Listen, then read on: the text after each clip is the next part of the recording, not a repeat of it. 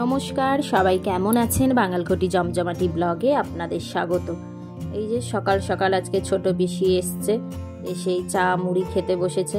আমরা যদিও এই উঠেছি, আমার ছেলের এখনো ব্রাশও হয়নি। এই দেখুন না, এখানে বৌদি আর ননদের কি ভালোবাসা। মাকে পিসি একদম জোর করে খাইয়ে দিচ্ছে। মায়ের খাওয়া হয়ে গেছে, ওই জন্য খাবে না বলছিল, কিন্তু এই পিসি তো ছাড়বে না, ওই জন্য জোর করে খাইয়ে দিচ্ছে। এখন মায়াপুর নবদ্বীপ।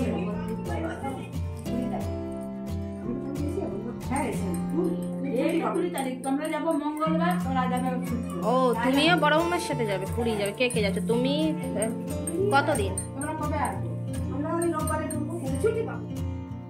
আমার আর ছেলের ব্রেকফাস্ট হয়ে গেছে। আমি এই চাটা নিয়ে, বাপিও চাটা নিয়ে বাইরেটায় বসেছি।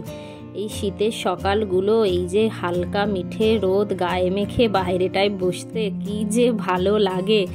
পিসি ওখানে বৌদির সাথে কিছুটা খেলো, আবার দাদা আসতে দাদার সাথে ওই বাপির সাথেও আবার বাইরেটা এসে বসে গল্প করছে, চা মুড়ি খাওয়া চলছে।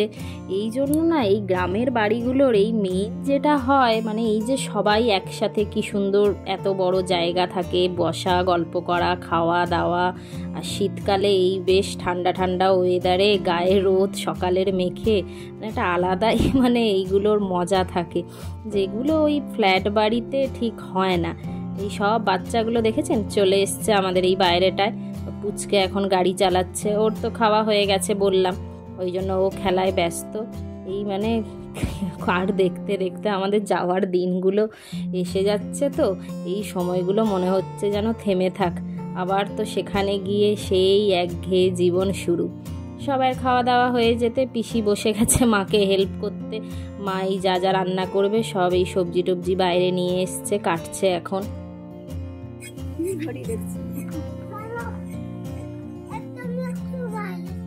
আজকে দুপুরের মেনু ওই যে ইলিশ মাছটা নিয়ে আসা হয়েছিল, সেই মাথা দিয়ে এখানে চচ্চড়ি হয়েছে, এইটা মাছের তেল, এইদিকে আপনার ওই যে ঢেঁড়স ভাজা, ডাল, আর যেই একটু ইলিশ মাছ ছিল সেই ইলিশ মাছ এই কালো জিরে বেগুন দিয়ে হয়েছে। তবে ইলিশ মাছ আগের দিনের থেকে এই যে একদিন রাখা ছিল না, দেখছি কি সুন্দর গন্ধ উঠেছে। মানে আগের দিন যতটা না টেস্ট ছিল, আজকে দেখছি অসম্ভব সুন্দর এই যে রান্না করছে, গন্ধ এসছে। আর ছেলের সেই দেখেছেন তো মাঝের মধ্যে এসে ওই যে মাকে হামি দিয়ে যাওয়া, তাই করছে। পিসি খেতে বসে গেছে এখানে। ইলিশ মাছটা কেমন লাগছে, খেয়েছো? ও, আরও একটা দেখানো হয়নি, এটা হচ্ছে ওই যে শিমের ভর্তা। এটা খেতে যে আমার কি ভালো লাগে। ফেস ওয়াশ করি, এসো এসো, আগে ফেস ওয়াশ, এসো এসো ফেস ওয়াশ। আর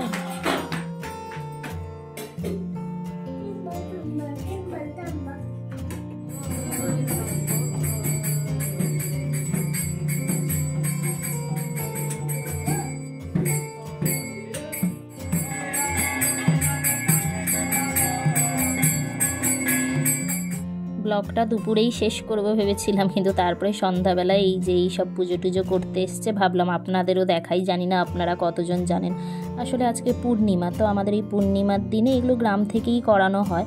এই সব খোল করতাল বাজিয়ে বাতাসা ছড়ানো হয়, হরি মন্দিরে পুজো হয়। তো আজকে যেহেতু পূর্ণিমা, এই জন্য বাড়িতেই পুজো করতে এসছে। ছেলে ওই খোল করতালের আওয়াজ শুনে নিচে চলেছে।